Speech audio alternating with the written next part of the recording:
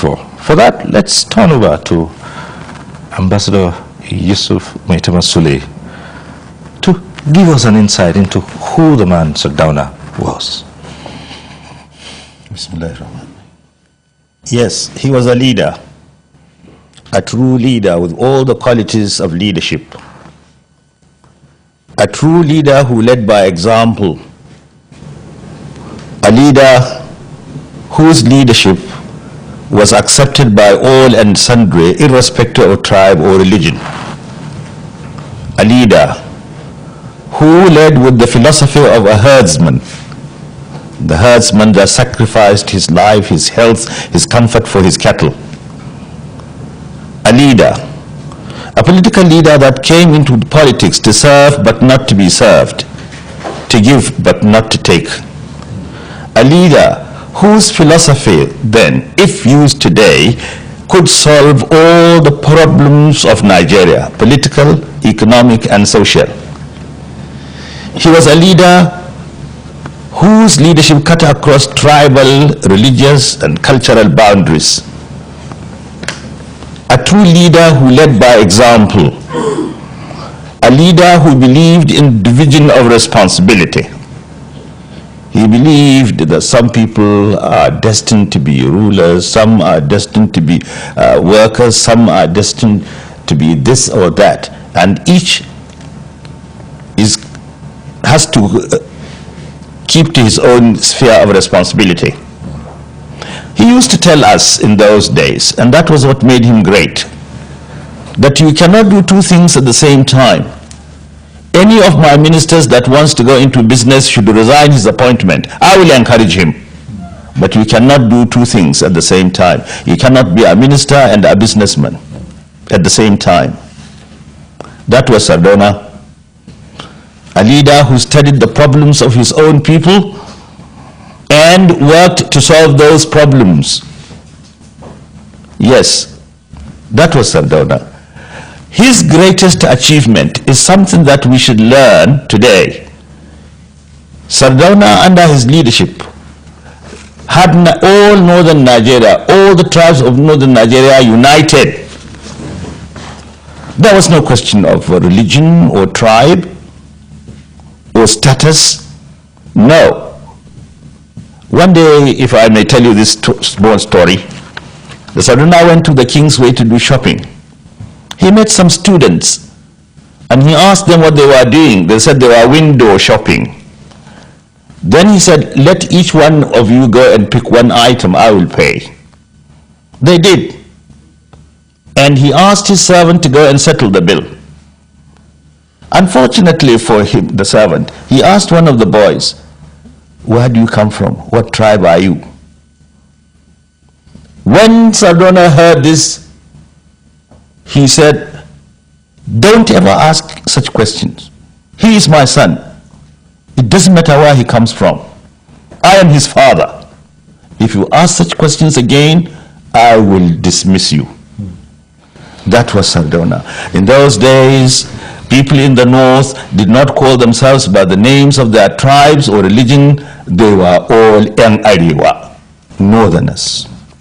Right. That was the Sardauna. Right. A great leader. What happened along the lines?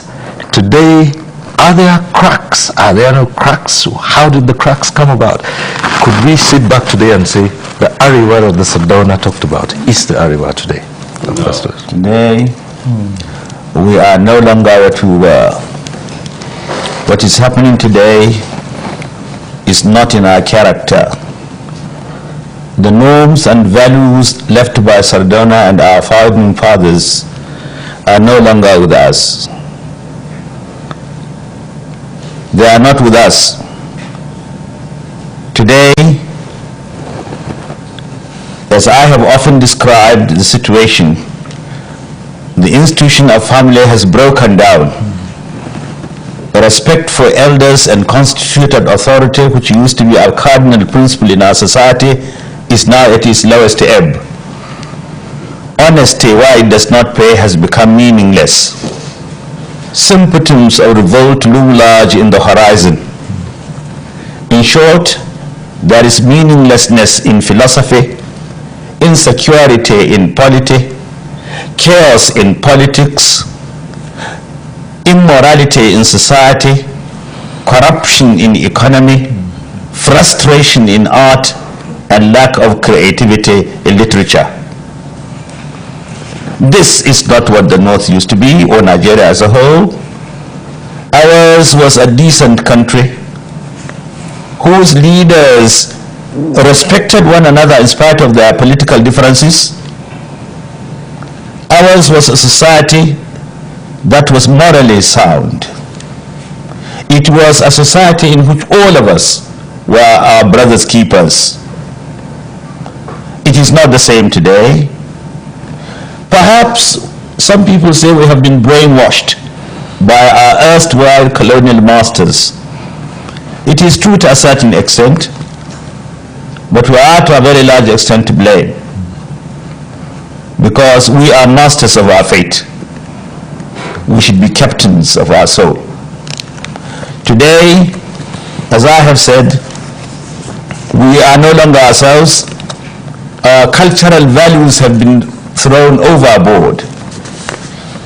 If a people lose their culture, and Sardauna was a man of culture, and that was why he organized the annual cultural festival. It started from the north. Today we are trying to abandon our culture, and culture is the identity of the people. People often mistake culture as mere dancing and singing. It is much more than that. Culture is the customs and costumes, the characters and the characteristics, the manners and mannerisms, the philosophy and the ideology of our people. Culture is the totality of a people's experience. Culture is the way of life of the people. Sardauna in those days adhered to the culture of the people. We had an identity. We had respect for one another. Our society was morally sound. There was little corruption, and so on and so forth. However, in spite of the ugly picture I have painted, I believe we can still get out of the woods. I am not a pessimist, I'm an optimist. I believe that if we can revive the glory of the past by reminding us of the good achievements, the success of the Sardauna and his like. If we recall what the Sardauna did and emulate his example, we can certainly revive the glory of the past. Right. I'm glad to say, under the present political dispensation, with some of the leaders determined to revive that glory, I am beginning to see a light at the end of the tunnel.